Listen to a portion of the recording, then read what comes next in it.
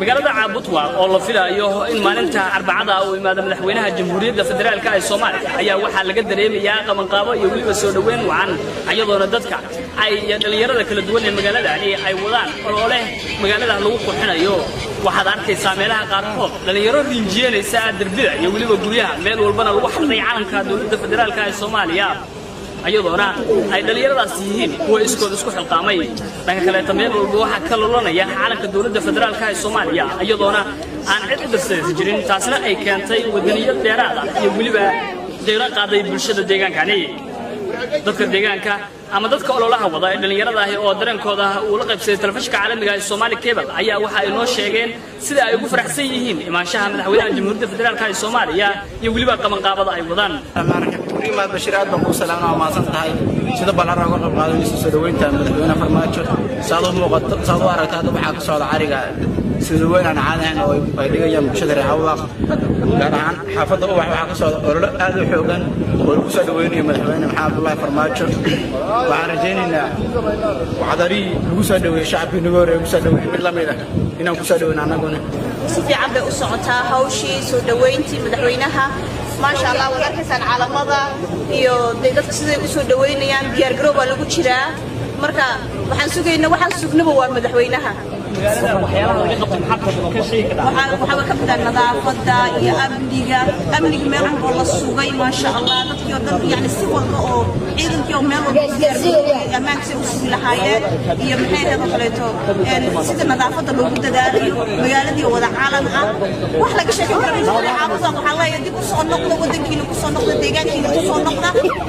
si aad yani horumarka hadda ka jira Caabudwa uu si balaaran Somali Cable aad iyo dhamaan ummadda Soomaaliyeed oo Caabudwa ku soo booqday Caabudwa aad iyo aad baan u jeclahay markasta magaalada inay imaado waa jeclahay dad fiican oo walaalaha oo soo dhaweyn ku fiican baa degan insha Allah hadda waxaan sugnaan kulay madaxweynaha waaye magaalada meel kasta calaamad laga taagay dadka yar iyo weyn way shaqeynayaan dadka deegaanka Caabudwa waxaan ku baaqi lahaa waxa ka soo jeedaan deegaan aad iyo aad u qurxoon aad iyo aad u fiican in deegaanka laga qayb qaato nabadgelyadiisa iyo maaragtay dadka walaalaha isku soo dhaweyn lahaa inaad maaragtay ka qayb qaadataan iyada kale ummadda inay maaragtay ka shaqeeyaan nabadda oo hadda imaanka madaxweynaha uga faa'iideysta dana Caabudwa diyaar baa u nahay madaxweynaha iyo waftiga la soconaan soo dhaweyno waxaana madaxweynaha waftigiisana ka rabnaa inay wax nagala qabtaan saddex arrimood oo kamid yihiin midda koobaad oo ah in ammaanka laba horumarinta sida waxbarashada caafimaadka wadooyinka jaamacadda airportka iyo waxyaalaha qaybaha kala duwan ee arrimaha bulshada midda saddexaad aan ka rabnaa madaxweynaha waxay tahay oo diyaar wax nagala qabto dhibaatada dowladda Itoobiya ku haysa shacabka Soomaaliyeed laga soo bilaabo waqooyi ilaa Gadow dil bay ku haysaa dadka waa loo diiday wadooyinka in mataqaana gaadiidka inay raacaan dhacba lagu hayaa kufsa lagu hayaa arintaas waa arin aad u muhiim ah weydana in madaxweynaha nagala qabtaa rabaa soo dhawaad leena madaxweynaha ku soo dhawaad Caabudwa dalkaaga iyo dadkaaga iyo ummadaadi waa mahadsantiin Ahmed Duraan ku soo dhawaad Somali Cable كله Somali Cable waxaan u mahad celinayaa barnaamijkan ay isku xilqaantay soo dhaweynta madaxweynaha ay kaga qayb qaadanayso sida anaguba aad arkaysid calamada iyo garanaysa gridka magaalada iyo qabanqaabada aan ka wadno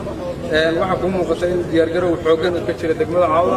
oo lagu soo dhaweynayo madaxweynaha Jamhuuriyadda Federaalka ee Soomaaliya marka waxaan leenahay madaxweyne soo dhawow ku soo dhawow Caabudwa iyo dadku sugayo oo faraxsan oo har iyo habeen aan seexan oo u taagan calanka iyo sharafta iyo midnimada Soomaaliyeed inay ka qayb qaataan madaxweynaha Jamhuuriyadda Federaalka ee Soomaaliya ayaa la filayaa in maalmahan ugu soo beegan uu soo gaaro magaalada Caabudwa ayadoona dadku si aad ugu diyaar garoobay deegaankana looga diyaariyay